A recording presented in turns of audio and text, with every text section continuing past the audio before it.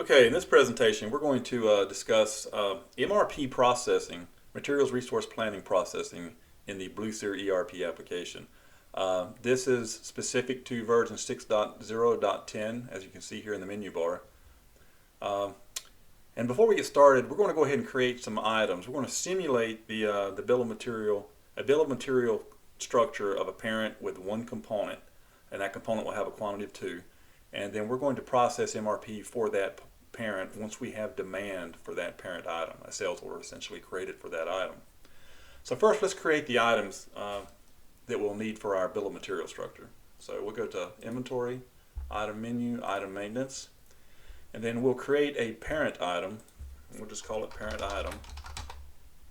And it needs to be of Class M for manufacturer, so it's going to be a constructed item. We're going to give it a selling price of 2, and then we're going to choose a routing for it so we can create our bill of material.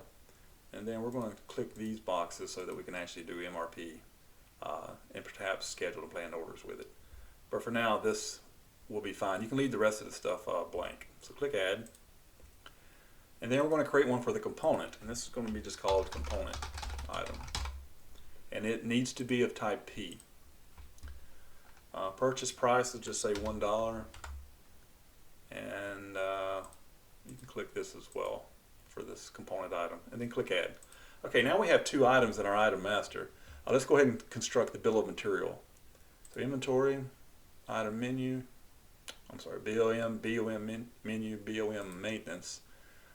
Click here, and the only items that will show up here are of type M for parent, and then you can construct a bill of material for this parent item based on the components that you have here.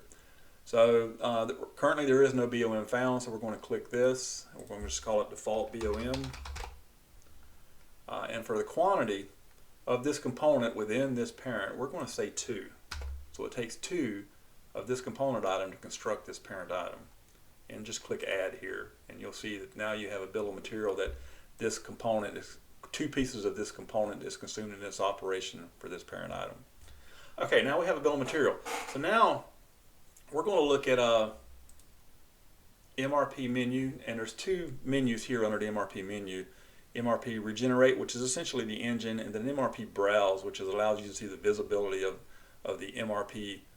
After you run the engine, you can see the requirements of your purchased items or your parent demand for your parent items. So let's just go to MRP Browse just to look at that a little bit here.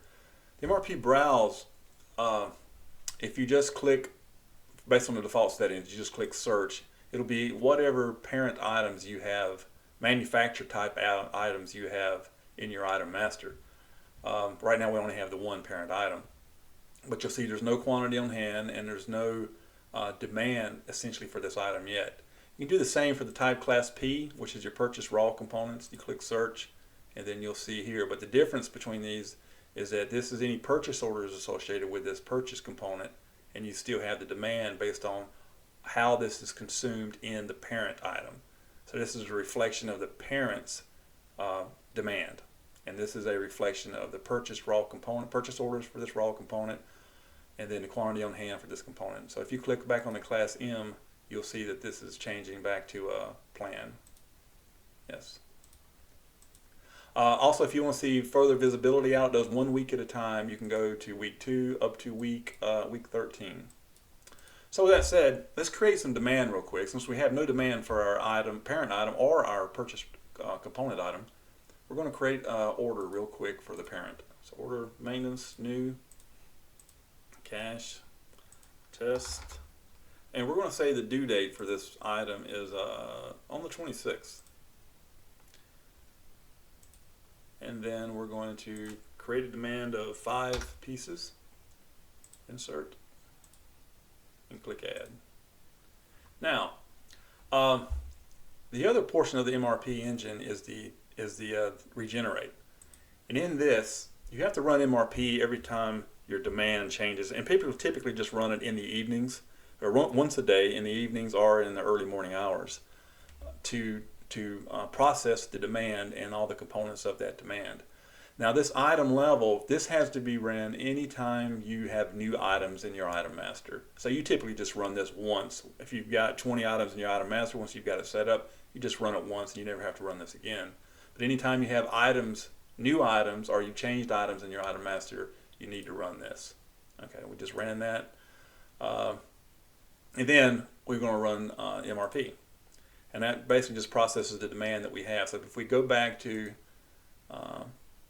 MRP menu, MRP Browse, and then we just click the search bar, we'll see that we have a quantity of 5 that was due for the parent based on that sales order. Now you can actually look at the sales order itself by clicking this here, and it'll tell you the sales order, this current status, and the due date, and the quantity for that line item is 5. But you'll see that your quantity on hand has gone negative as of 02/26. Now this is actual times. The lead times are not baked into the calculation at this time. That's something we're considering working on for the next revision, is using lead times baked in this as well, particularly for the components. So yeah, if we go to class type, so let's hide detail. Let's look at the purchase component, and we'll see that the quantity purchased demand, the quantity required based on the sales order is 10, because there was 2 in the bill of material for each parent. The parent had a demand of 5, so 5 times 2 is 10. And you'll see that the quantity on hand originally was 0, and it is now minus 10 based on that. So we're going to create a purchase order with a due date of 02/27 for this component, just to show that this visual display here will be impacted by whatever quantity on hand plus purchase items that you purchase orders that you have in the window. So let's go to purchasing, purchase order maintenance, click new, and the due date for this is, I think we said the 28th, 27th. I think we said the 27th. And the component item is here. The quantity is, we're going to go a quantity of 11. Add. Now a quantity of 11 is going to take us 1 over the quantity required, so we should have a quantity on hand after the sales order has been matched of quantity of 1.